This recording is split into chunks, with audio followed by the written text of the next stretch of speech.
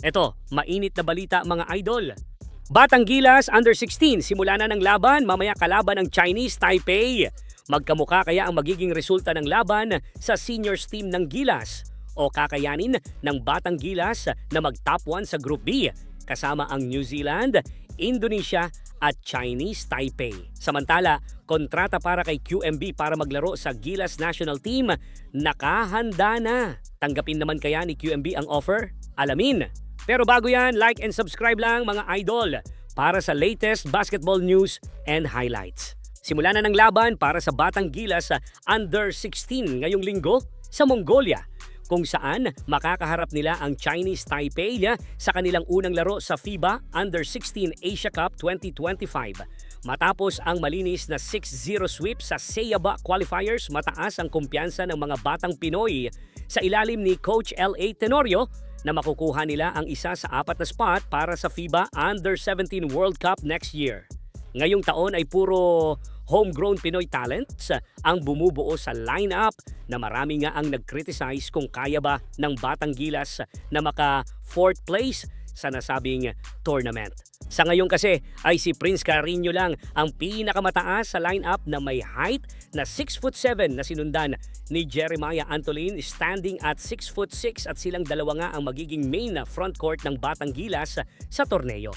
Marami naman ang nagsasabi na mahihirapan ang Batang Gilas na itawid ang tournament na to dahil daw kulang sa height at walang reinforcement from Phil-Am Nation Select. But hindi natin kasi alam kung ano ang balak ni Coach LA, why he retained all the players from last edition ng Seiaba Championship.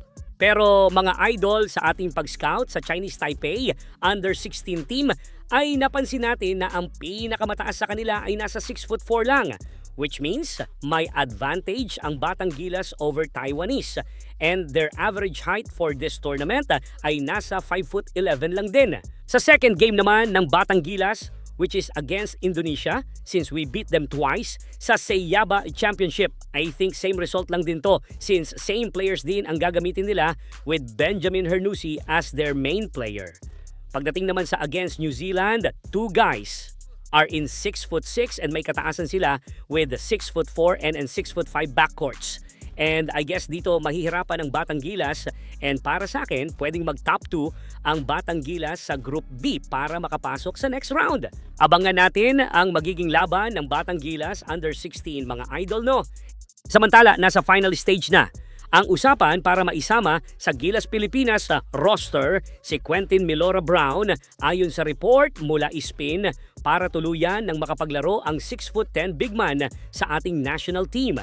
14 days matapos ma-reclassify bilang isang local player ng FIBA, nag-alok na ang SBP ng 1-year contract kung saan kasama sa magiging assignment ni QMB para sa Gilas ay maglaro kontra sa Guam, New Zealand at Australia na bahagi ng Group A o Group of Death ng FIBA World Cup qualifiers. Bagamat walang figures or direct contract price na nabanggit ay may spekulasyon na aabot around 6-figure monthly, pero not sure lang kung per game yan or per qualifiers played ng isang player.